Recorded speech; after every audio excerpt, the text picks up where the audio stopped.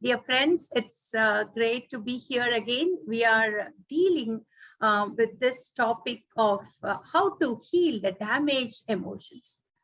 From the beginning, we have been seeing when we are hurt, what happens? When we are rejected, what happens? All the past that happens in our lives are embedded in our soul, in our mind, in our emotions. We are all emotional creatures. If you see a tree, how you can see the rings that tells the story of the tree's past, each and every place in your emotion, why you feel anxiety, why you get panic attack, why you get the fear, why you get that anger, everything is embedded. Unless you deal with your past, you will not be able to come out of addiction, of pain. So we discussed the three basic emotions that is the root cause for everything is shame, injustice, and rejection. So shame is a very important emotion. So the title of today's message is Healing from Shame. And I want each and every one of you to enter the session with prayer, and so that the Son of God will heal, will recover, will restore us from the shame and that our enemy uses to hold us back from rising to heights. So let's all go back to the garden, the beautiful garden, the Garden of Eden. You can see in the book of Genesis. You see a powerful example of life before shame and life after shame takes over. The tragedy, the greatest tragedy of human race. You got to see Adam and Eve walking with the God of heavens day and night, enjoying everything, naked but shameless. That's the words tucked in that story. They were without shame. So how did shame enter? They sinned. What is sin? Missing the mark. God has kept something for us. You are supposed to do this. And that they missed it. They disobeyed. And then sin entered, shame entered, everything entered. It entered not only their story, but also our story. So that is the beginning of shame and sin. The enemy came, he tempted, they disobeyed, and everything happened. Because we have a holy and perfect God, and now we are not holy, we disobeyed. And that's why sin entered and shame entered. So now what is the difference between guilt and shame? So are these two same? No, they are totally different. So what is guilt and what is shame? Guilt is an action-based. Shame is identity-based. Who am I? For example, let me show you the difference. Guilt believes I did something wrong, but shame internalizes it. And unfortunately, shame believes I am wrong, I am dirty, I am a shameful person. You know, a lady called Renee Brown, she did a lot of research on this concept called shame. And there is a powerful quote that she said, shame is the intensely painful feeling or experience of believing that we are flawed, that we are unworthy of love. We are not worthy of love. No one is capable of enough to love us, and we are waste. So that is the one enemy tries to connect the action, who we are and how we see ourselves. So we start to believe that we are defective, we are damaged, we are broken, we are flawed and not perfect. So what we do is we try to bring in perfection in everything. We are more critical about others and we are more critical about ourselves because we try to hide that shame. So that is why today you need to weigh your action. Might be you have accepted Jesus Christ. Last time I told, accepting Jesus Christ and being born again does not mean you changed your character. Some people, Holy Spirit changes at once. And some people, as you keep surrendering to him, Holy Spirit keep changing you. That's why salvation is different from sanctification. So we need to give out whatever we have felt, whatever is something wrong in us. All of us are flawed, but we are not a flawed human being. We have flaws, but we are not flawed. So we should know the difference between what is a sin and what sin makes us to believe. Sin makes us to believe that we are dirty, we are impure, we are disgusting. And that's what devil whispers to us years and years, that you are unlovable. No one can love you.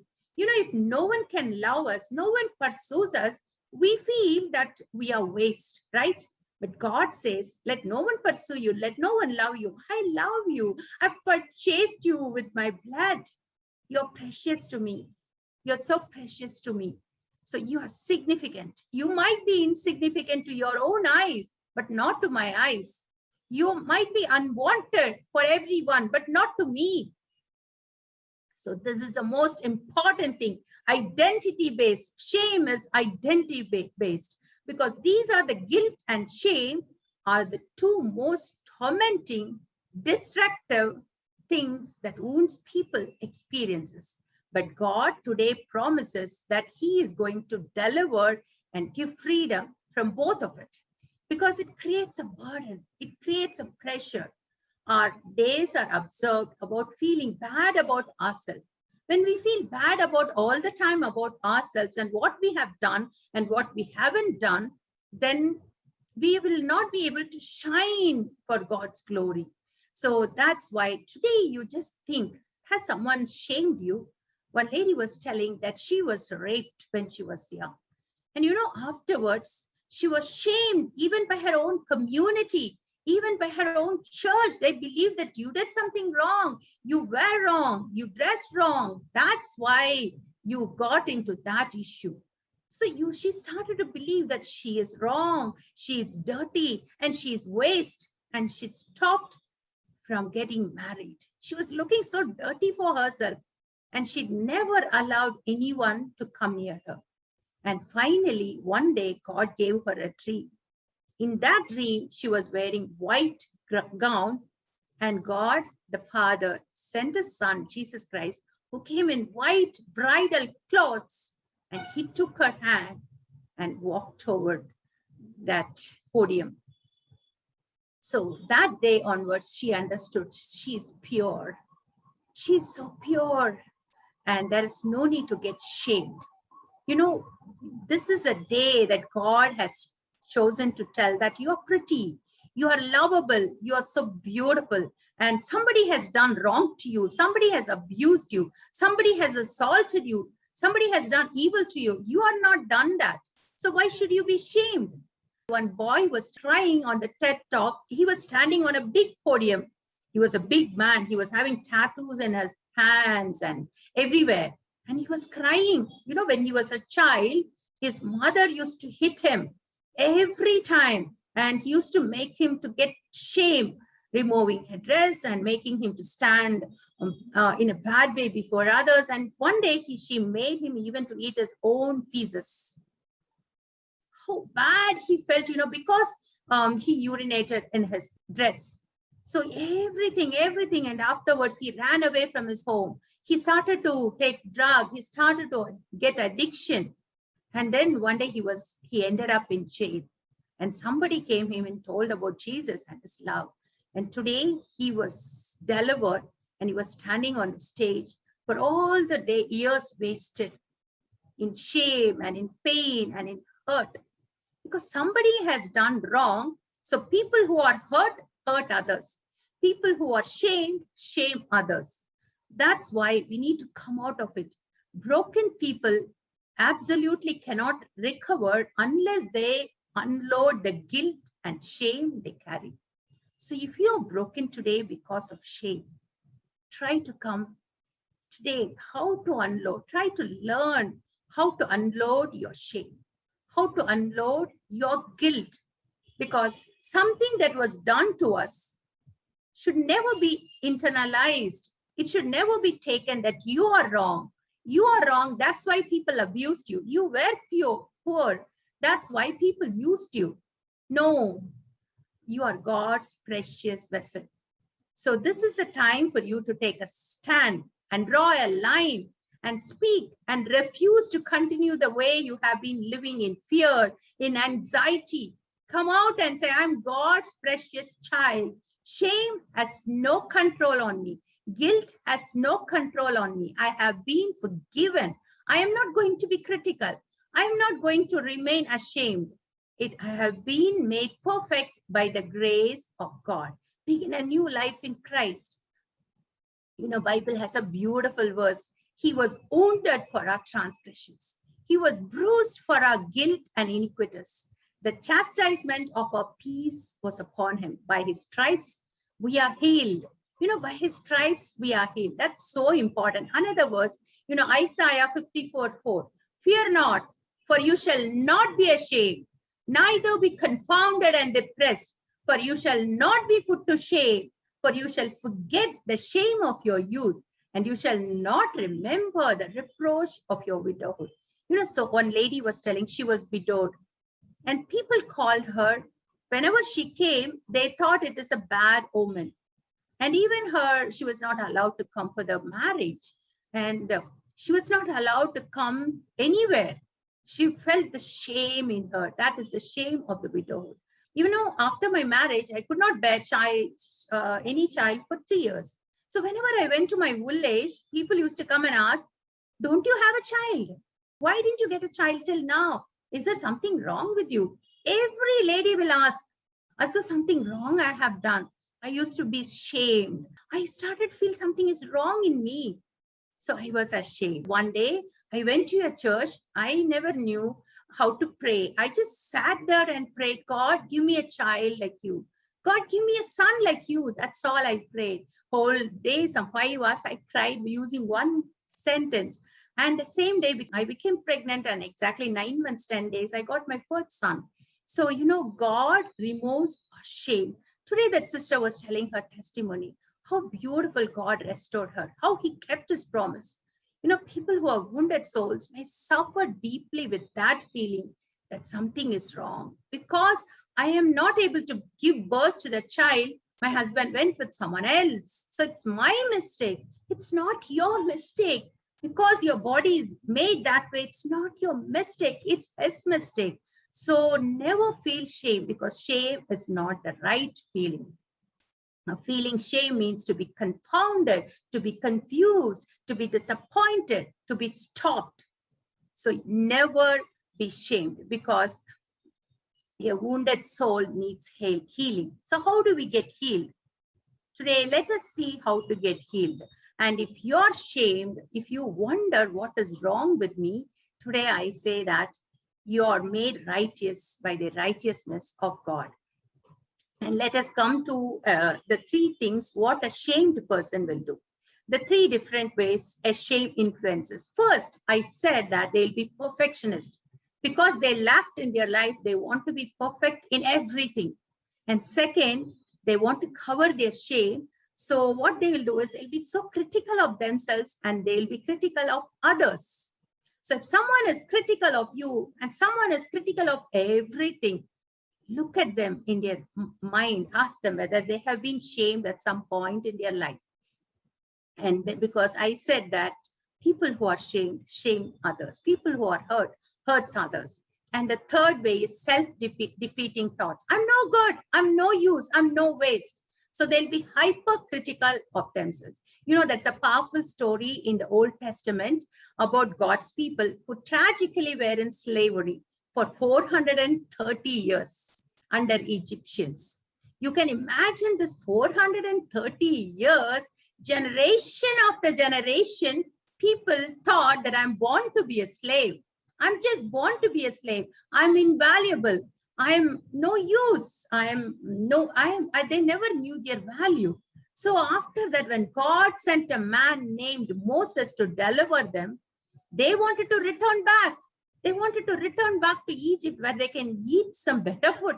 When God gave them manna, they still had that slavery in their mind. God gave them freedom from slavery, but slavery was engraved in their mind. They never came out of slavery. So might be today God has brought you out by being born again, but still, is there any thought of that previous shame or slavery in your heart.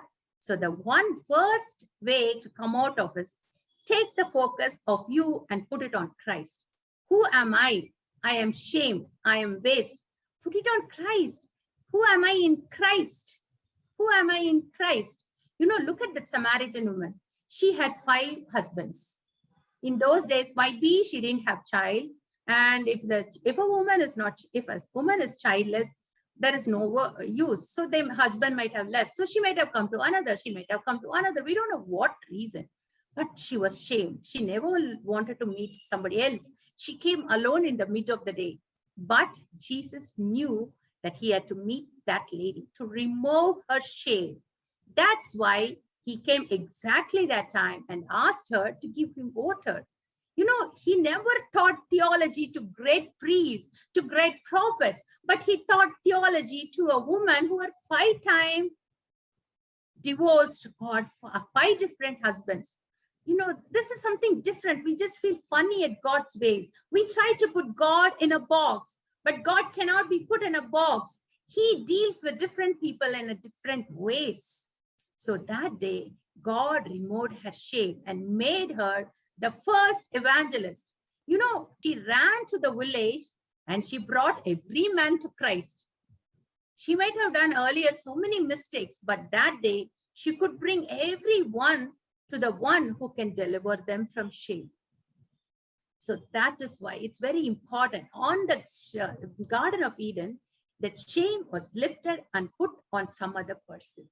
Who it is? It is Jesus Christ. That's why the Lord of shame from the financial failure, the Lord of shame from the deepest secret, from the darkest hurt of your life, the shame you endure because of what somebody looked at you and said, what somebody didn't do for you. The Son of God on that flesh stripped everything.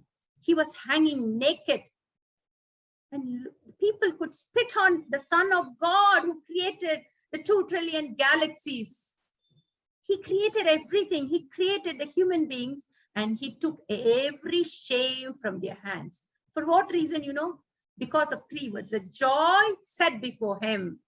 The joy kept before him. What is the joy? I'm able to deliver so many people from the shame. I am ready to be shamed. I am ready to be broken because I can deliver people from their brokenness. I want to deliver this human race from their brokenness. You know, in Isaiah 6, you see a beautiful verse. When Isaiah saw God in the highest beauty, he never said, it's cool, I saw heaven. He never said. He said, I am a waste person. I am a sinful person. I am living with sinful people. How come my eyes can see the Lord? He's holy. I'm unholy. He's getting his guilt. He's getting his shame, everything. But a seraph flew and it touched his tongue with a tongue. And then, send me, Lord, send me. Today, God is healing you of shame and guilt. And he wants to send you. For the joy set before him, Christ endured the shame. The Father sent Jesus Christ to remove our guilt because of his blood and to remove our shame. You know, the disciples, when Jesus was crucified on the cross, the disciples lost hope. They believed on this man called Jesus, and now he's dead, he's no more. But after 3 days, when a couple of ladies went there, they checked on the grave, the stone was rolled away, the tomb was empty, Jesus was not there. So now the empty tomb shows that our shame is rolled away. And by his grace, we are completely healed of guilt and shame. I am forgiven. I am bought with the highest price. I'm healed. I'm not broken. I am in Christ. I am a wanted person. I'm loved. I'm accepted. I'm forgiven. I'm made new. Today I have rolled away the stone of slavery. Can you tell, wherever you are, just tell, I let this stone of shame be rolled away by the grace of God. I am here because of the grace of God. I can't fix anything in your life, but Christ can. Christ can do it. Today, he wants to tell to somebody that he's rolling away the stone of shame. You are worthy of his love. The cross whispers that God loves you. The empty tomb whispers that Jesus took the shame because of the joy set before him. The joy of your freedom from shame, the joy of your freedom from guilt. No more shame, no more guilt. That is the God made the greatest rescue story. He sent his only son to die on the cross. He bridged the gap between God and man. So that is why he delivered the Samaritan women. He delivered so many people. Today he wants to deliver you. I want to tell a little story and end it. Corrie ten Boom, have you heard of her? Many of you might have heard. She was arrested. She was a Dutch, and she was arrested for hiding Dutch Jews from Hitler's concentration camp. And she and her sister Betsy were captured. And they were shamed day in and day out. They were made naked, they were shamed, and her sister died at the hand of one of the worst torturer, one of the person who was taking care of the prison. Corrie ten Boom somehow escaped the concentration camp, and she has written a lot of books. You should read her book.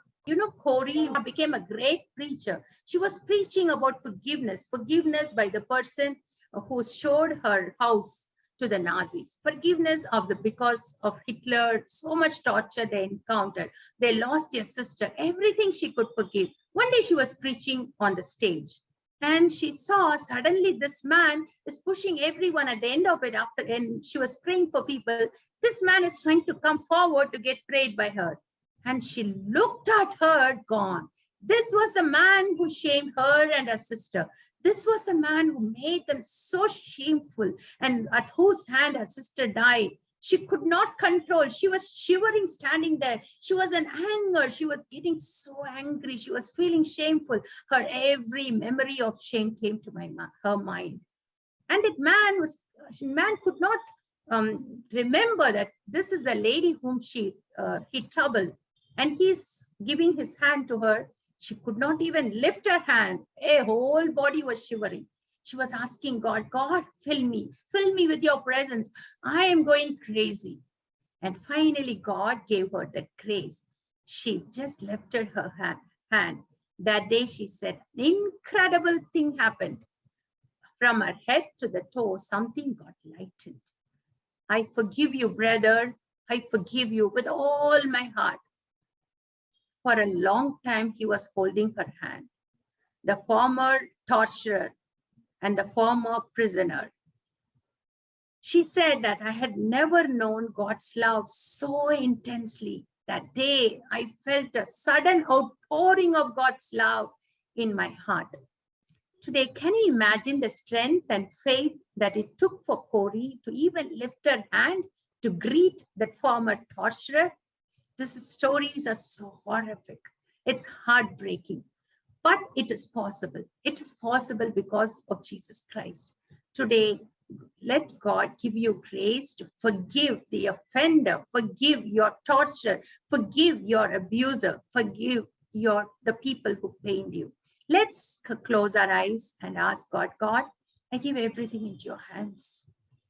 Just cry out to God. Open your mouth wherever you are. Cry out to God. God, I give my life into your hands.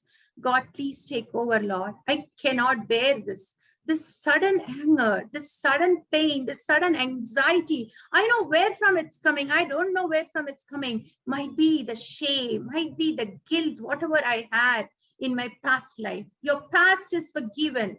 Your present, now you're living your present. Give your life to God. Give your life to Jesus. Give your life to Christ. The cross, look at the cross. Look at the cross. Look at the cross. Jesus is hanging on the cross naked. Jesus is hanging, taking every shame. The whole world is darkened. Oh, because Father's presence was taken away so that you will be filled with God's presence. Lord, fill them with your presence. Lord, remember the day that God's presence was taken away from you. Remember and fill everyone right now with your presence. Lord, fill everyone with your presence, Father. Fill everyone. Touch everyone. Touch everyone. Touch everyone.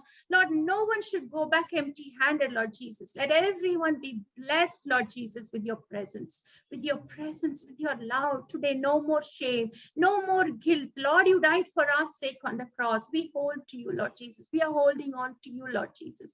Who else is there for us, Lord Jesus? You're more than enough. You are a brother. You are a friend. You are our lover. You are our everything. Speak out wherever you are. Speak out and write down your story. Give it to Jesus. Today, he wants to make you an overcomer. Anyone who comes to Jesus will never be ashamed. Your faces will never be ashamed because you have come to the Lord of hosts. He is the God of the angel armies, and the whole set of angels are surrounding you. Let God take over your life. Let God take over your life. Let God take over your shame. Give it to him. Give it to him. Give it to him. Give it to him. Today, praise him. We thank you, Lord. We thank you for the cross. We thank you for your blood. We thank you for your love. We thank you for your grace. Thank you for the grace. Thank you for the grace. Thank you for that love. Thank you for healing everyone today, Lord Jesus. I give you all the glory, honor, and praise. Let's sing this song. Let's sing this song about the cross. When you're singing this song, cry out. Pray to God. God, you are more than enough for me. You are more than enough for me. You are more than enough for me, Lord Jesus. You are enough in my life. Can we sing this song? Jesus, keep me near the cross, there a precious fountain, free to all a healing stream, flows from Calvary's mountain. In the cross, be my glory ever, till my ransomed soul shall find rest beyond the river. Near the cross, a trembling soul, love and mercy found me. There the bright and morning star shed his beams around me. In the cross, be my glory ever, till my ransomed soul shall find rest beyond the river. Near the cross, O Lamb of God, bring its sins before me. Help me walk from day to day with the shadow over me. In the cross, be my glory ever, till my ransomed soul shall find rest beyond the river. Near the cross I'll watch and wait, hoping, trusting ever, till I reach the golden strand just beyond the river. In the cross, be my glory ever, till my ransomed soul shall find rest beyond the river. Jesus, keep me near the cross, there a precious fountain, free to all a healing stream, flows from Calvary's mountain. Praise Lord. Keep us near the cross. Keep every one of us near your cross, Father. That's the place where we were blind, but now we see. Lord, we were poor, but now we are rich. Thank you for the cross. Thank you for the cross. Thank you for your love. Thank you for your mercy. Thank you for your grace. If not for you, where else we will be, Lord Jesus? If not for you, where else we will be, Lord Jesus? Keep us near the cross. Keep us close to the cross. Let your cross be before us all the time. Keep us humble, Lord Jesus. Keep us so closer to you, Lord Jesus. Let enemy, Lord, look at us. Look at you, Lord Jesus. Lord, give us the authority, Lord, to trample the scorpions and the power of the enemy. Today, I break that power of the enemy in the name of Jesus. In the name of Jesus, there is power. In the blood of Jesus, there is power right now, right now. Every bondages are breaking in the name of Jesus. Father, send your spirit, send your spirit, send your spirit. Come powerfully, Lord Jesus. You're awesome here, Lord Jesus. You're awesome here. We praise you. We thank you. Lord Jesus, we have come here, Lord, to look at your face. You're awesome here. You're awesome here, Father. You're awesome here, Lord Jesus. Let your presence overtake this place, Father. Let your presence overtake everyone, wherever they are, Lord Jesus. Surround them with your presence. You are a healer. Bible says, by your stripes we are healed. And Lord, we believe that you're going to heal everyone who have come here, Father. And no one will go back empty-handed, Lord Jesus. Come, Lord. Please, Daddy, we are not worthy of anything, Lord Jesus, but we believe that you have chosen us, Father. We believe that we are yours and we are your beloved and we are your children. And Lord Jesus, you are here with us and you are here, Lord Jesus. God of the heavens is here. Dear friends, God of the heavens is here in your place. He is going to heal each and every one of us. Each and every one of us. Send your spirit, send your spirit, send your spirit. Come powerfully, Lord Jesus. Let your power come, Lord Jesus. Send your power, send your love, send your grace. Embrace those who are crying right now, Lord Jesus. Embrace those, Lord Jesus. Embrace them with your nail-pierced hand, Lord Jesus. I give you all the glory. You have done something amazing. You have done something amazing, Lord Jesus. Lift your people from the trap that the enemy has laid for them. Lift your people from the trap that the enemy has laid for them. Everyone, let them stand, Lord, before you as redeemed, Lord Jesus, as forgiven, as accepted, as victorious, as conquerors. Thank you, Lord Jesus, for you are enough for us. You are enough for us. We give you all the glory, honor, and praise. In the name of Jesus, I pray. Amen. Heavenly Father, just want to thank you for this time. Thank you, Lord, that, Lord, you have given us wonderful time to be with you this evening. We thank you for the wonderful message that we have heard. This time, Lord, we pray for our dear ones who have asked for prayer. Particularly, we pray for Brother Madhu, and we all together in one accord, with one mind, Lord, we pray against the spirit of anxiety. Lord, this is the scheme of the evil one. And so we pray that, Lord, you will touch this brother and you give him your peace, oh Lord, the courage from you, Father. Pray that your presence will always give him courage, Lord. And we pray that your presence will be made very real to him, oh Lord. And Lord, give him that faith, that trust in you, that you are in control of every situation. Lord, no need of anxiety. There's no place of anxiety and fear in our life because our Lord is with us, who says all the time that Lord is with us, you are with us, and Lord, you always tell us, do not be afraid. So we together claim this in the life of our dear brother. We also remember the sisters who have asked for prayer, particularly Sister Son who has come here, and Lord, about going back and the job and all those things. We commit these two dear sisters also into mighty hands, Lord, to venture out to God. And Father, we pray that they will be able to trust in you and continue to relax in you and enjoy the peace that passes all understanding, peace that Jesus gives, O Lord. And so we commit all these dear ones into your mighty hands. Lord, we thank you that you have heard our prayers. And Lord, we pray that you will continue to stay near to these dear ones, Lord. We thank you for hearing our prayers. In Jesus' precious name we pray. Amen. The Lord bless thee and keep you.